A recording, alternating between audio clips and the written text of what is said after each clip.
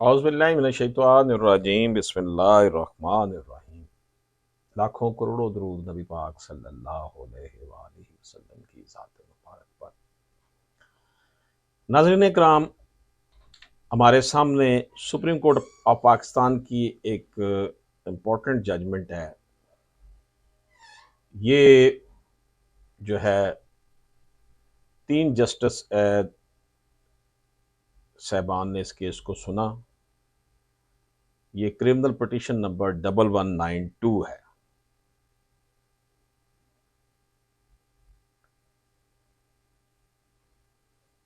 नाज़रीन इकराम, 29 मई 2023 को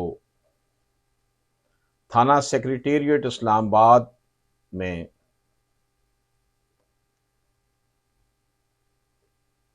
सरफराज गुल को गिरफ्तार करके लाया गया और उसके ऊपर जो इल्ज़ाम था जाहिद सरफराज गुल के ऊपर, वो था एंटी नारकोटिक्स इंसदाद मंशियात एक्ट का सेक्शन 9 था कि इसके पास 1833 ग्राम चरस थे। अब ये जो चर्च रखने का इल्ज़ाम था से गिरफ्तार किया गया। इसके लिए कानून में कम से कम सज़ा 9 साल, जबकि ज़्यादा से ज़्यादा 14 साल कैद और जुर्माना है।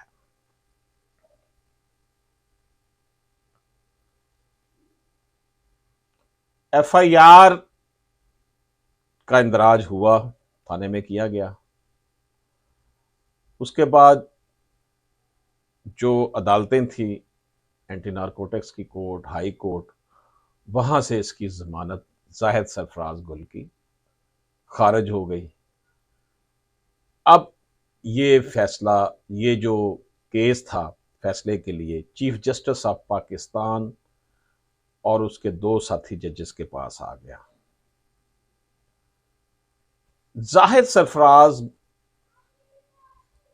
गुल जो था, उसके वकील साहब का कहना था कि ये एक बेबुनियाद और गलत केस है और मुल्ज़म को इसमें पैसे फंसाया गया है, क्योंकि मुल्ज़म ने 17 मई को पुलिस ऑफिशियल्स के खिलाफ एक दरख्वास्त दी थी और इस गरज में पुलिस अहकाम ने इसके खिलाफ FIR दर्ज कर दी।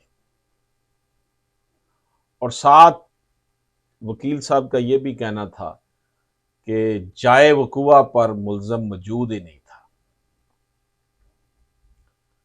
सरकार की तरफ से, रियासत की तरफ से जो वकील साहब पेश हुए, उनका कहना था कि मुल्ज़म को रंगे हाथों दिन दिहाड़े 6 बजे एक अवामी पार्क से गिरफ्तार किया, इसलिए मुल्ज़म के खिलाफ केस साबित होता है। अब मुल्ज़म के वकील का यह कहना था कि 6 बजे एक अवामी पार्क में मुल्ज़म को गिरफ्तार किया गया, लेकिन इसके बावजूद वकुआ के यानी शाहिदीन सिर्फ पुलिस वाले हैं। इसके अलावा ना तो कोई फोटोग्राफी है, ना ही कोई वीडियोग्राफी, ना कोई तस्वीरें उतारी गई, ना कोई वीडियो बनाई गई, ना कोई प्राइवेट गवाह है वहां पर मौजूद लोगों में से। अब ये बात जो थी, ये पुलिस के किरदार को मशकूक करती थी। मैंने खुद भी एंटी नारकोटिक्स के केस किए हैं। हाल ही में मैंने एक केस में, उसमें तकरीबन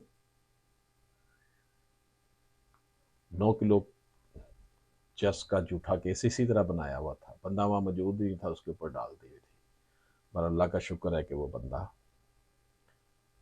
इस केस से उसकी जान छूट गई, अपने बच्चों में आ गया। तो जनाब, सुप्रीम कोर्ट ने उस बंदे की, जाहिद सरफराज गुल की बेल मंजूर कर ली, जमानत मंजूर कर ली। जज साहब ने बहस का आगाज इस नुक्ते से किया कि इंसदाद मंशियात एक्ट के सेक्शन 25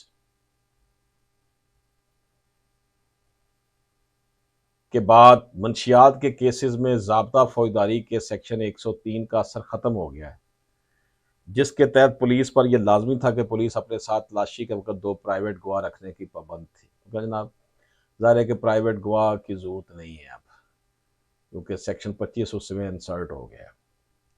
यहाँ पर अदालत ने इस अमर पर ताज्जुब का इजहार किया कि आखिर क्यों पुलिस और इंसदाद मंशियात फोर्स तलाशी के वक्त फोटोग्राफी क्यों नहीं करती। हालांकि कानून शहादत ऑर्डर का आर्टिकल 164 इस हवाले से बड़ा वाज़े है। अदालत ने इस बात की तरफ भी इशारा किया कि इंसदाद मंशियात के केस में आम तौर पर इस्तगासा के गवाहान सरकारी होते हैं, जिनके पास मोबाइल फ़ोन मौजूद ही होते हैं, तो वो आखिर क्यों फोटोग्राफी या वीडियोग्राफी क्यों नहीं करते, वीडियो क्यों नहीं बना लेते। क्योंकि इससे ना सिर्फ जाए वकूआ पर मुलजम की मौजूदगी जांचने में आसानी होगी, बल्कि इससे इंसदाद मंशियात फोर्स के खिलाफ कायम इस तस्वर का खात्मा भी हो सकेगा कि वो गलत केसेस बनाते हैं। अदालत ने इसके बाद इस बात का भी जिक्र किया कि मंशियात फरोश अपने खरीदारों को आदी बनाकर ना सिर्फ इनको तबाह करते हैं, बल्कि इनके ख़ानदान को भी तबाही के धाने पर पहुंचा देते हैं। और चूंकि इंसदाद मंशियात फोर्स को तनख्वाहें सरकारी फंड से दी जाती है, तो इसलिए इन पर लाजमी है कि वो इस मकरूह धंधे की रोकथाम हर सूरत में करें। अदालत ने कानून नाफिज करने वाले इदारों पर जोर दिया कि वक्त आ गया कि हम सब हकीकी शहादत यानी सबूत के हसूल के लिए हर मुमकिन राह अपनाएं। अदालत ने फैसले के आखिर में यह फैसला तमाम मुतल्लिका इदारों को भेजने का हुक्म देते हुए लिखा कि पुलिस और इंसदाद मंशियात फोर्स जो है वो अपने मुतल्लिका कवानीन में वीडियोग्राफी और फोटोग्राफी के हवाले से मुनासिब तरामीम पर गौर करें।